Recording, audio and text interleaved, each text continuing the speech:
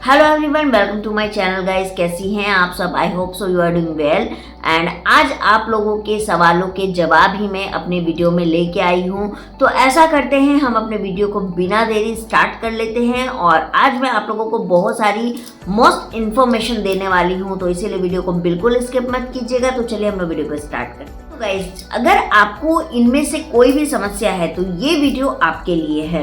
जैसे कि आपको इरेगुलर पीरियड की समस्या है, आपको पीरियड तो आते हैं लेकिन टाइम पर नहीं आते हैं, या फ्लो बहुत कम आता है, फ्लो बहुत ज़्यादा आता है, या आपको पीरियड के समय में बहुत हैवी पेन होता है, बहुत ज़्यादा क्रैम्पिंग होती है, बहुत ज़्यादा वीकनेस होती है, हाथ पैर में बहुत ज़्यादा पेन होता है, या फिर आपको पीरियड के जो कलर है वो आपको ब्लैकिश आता है, ब्राउनिश आता है, या आपको पीरियड तो आते हैं लेकिन आपको बहुत ज़्यादा स्मेल के साथ पीरियड आता है।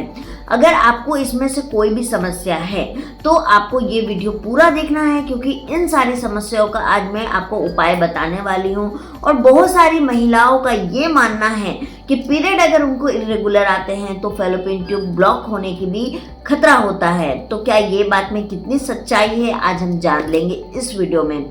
तो गाइज, अगर आपको इसमें से कोई भी समस्या है तो आप लोग वीडियो को पूरा देखने के साथ साथ आपका अगर आंसर आपको इस वीडियो में नहीं मिलता है तो आप मुझे कमेंट में आपके क्वेश्चन को पुट करेंगे। मैं नेक्स्ट वीडियो में आपको इसका आंसर दूंगी, या मेरे शॉर्ट्स में अब मैं आपके क्वेश्चन के ही आंसर देना स्टार्ट करने जा रही हूँ। तो इसीलिए अपने क्वेश्चन जितना ज़्यादा हो सके पुट कीजिए। इससे रिलेटेड अलावा भी अगर आपको कोई समस्या है तो आप लोग उसको ज़रूर पूछिएगा। तो गाइस, पीरियड्स अगर आपको इरेगुलर होते हैं तो ऐसा होने का कारण क्या होता है? सबसे पहला कारण तो होता है कि हमारा हार्मोन का डिसबैलेंस हो जाना। हार्मोन इम्बैलेंस क्यों होता है, इसके ऊपर मैंने काफ़ी सारी वीडियो बनाई हुई है, आप उसको जाकर जरूर देखिएगा। आपका हार्मोन डिसबैलेंस होना, या बहुत ज़्यादा स्ट्रेसफुल लाइफ जीना, या फिर आपका खान पान अच्छा ना हो पाना, या आपकी प्रॉपर नींद अच्छी नहीं हो पानी, बार बार अगर आप ट्रैवल करते हैं, पानी चेंज होता है, माहौल चेंज होता है, पर्यावरण चेंज होता है, उसके वजह से भी आपका इरेगुलर पीरियड हो सकता है।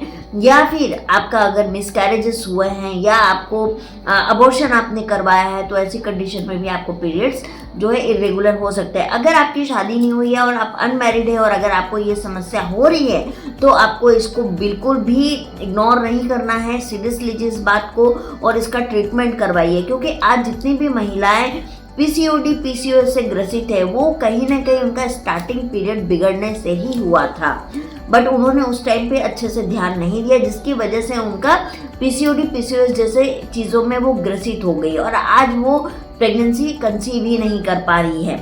तो गाइस, ये होने का कारण ये सारा चीज़ होता है। अब बात करते हैं कि क्या फैलोपियन ट्यूब इस वजह से ब्लॉक होता है, पीरियड के इरेगुलर होने की वजह से?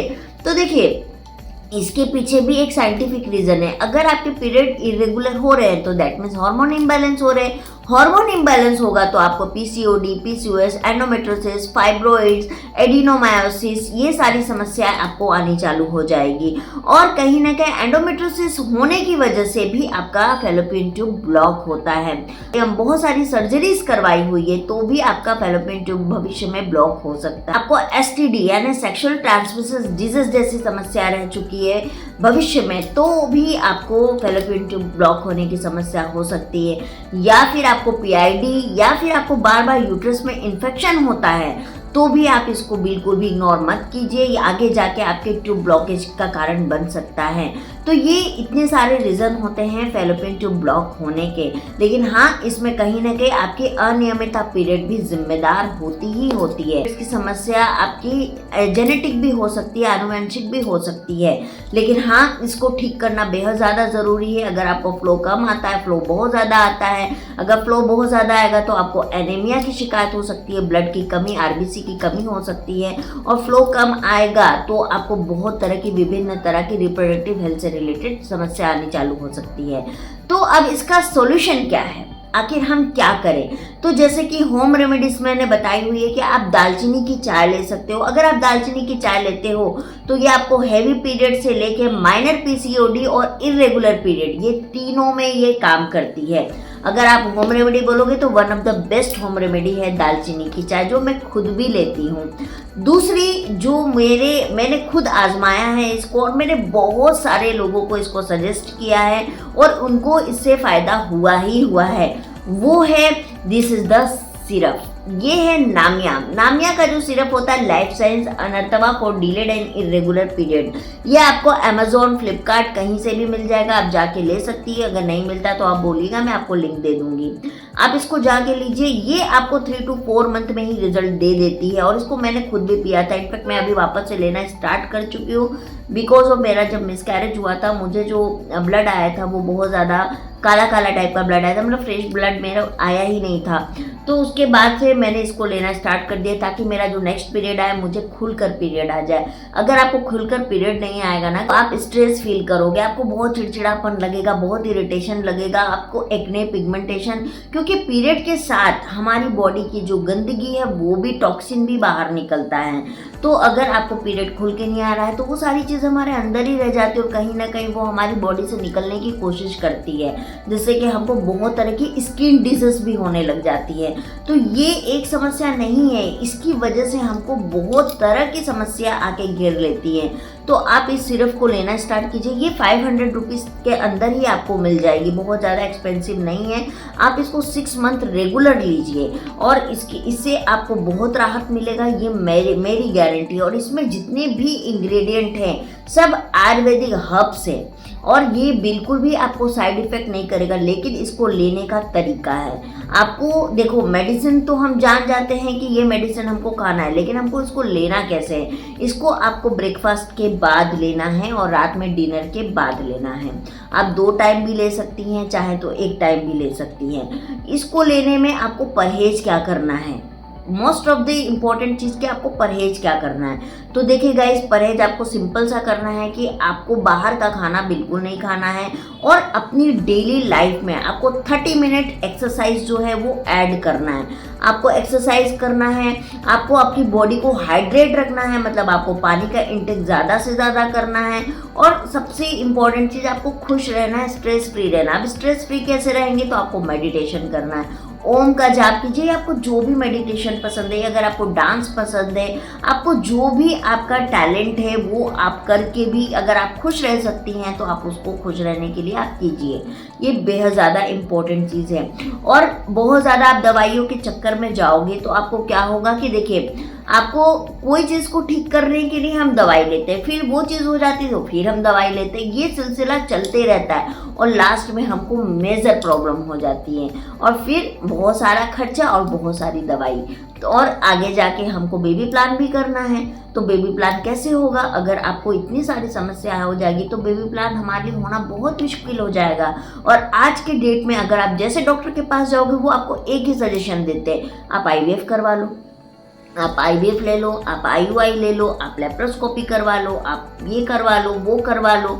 बट क्या होता है ना कि ये सारी चीज़ें कहीं ना कहीं हमारे किचन में ही छुपी हुई है। पुदीने की चाय, आप अगर पुदीने की चाय लेती हो आपको इरेगुलर पीरियड में बहुत ज़्यादा मदद करेगी। एक और नुस्खा मैं आपको बता रही हूँ, अजवाइन वाटर। आप अजवाइन जो होता है वो आप 1 चम्मच जो है डेली बॉईल करके, आपके पीरियड्स आने के 1 हफ्ते पहले से आप अजवाइन 1 चम्मच लीजिए, आप 1 गिलास पानी में डालिए, उसको बॉईल करिए। जब वो ग्लास हाफ रह जाए आप उसको गरम गरम जैसे चाय पीते हैं बिल्कुल वैसा आप इंटेक कीजिए, क्योंकि अजवाइन की तासीर गर्म होती है। अजवाइन की तासीर, दालचीनी की तासीर गर्म होती है। अगर आपकी बॉडी गर्म है तो आपको उसमें थोड़ा सा गुड़ मिलाना है या आप सौंफ के साथ भी थोड़ा सा ले सकती हैं, क्योंकि उसकी तासीर गर्म है तो आपको फिर सोचना होगा। लेकिन अगर आपकी बॉडी नॉर्मल बॉडी है तो आप अजवाइन या दालचीनी बहुत आसानी से ले सकती हैं।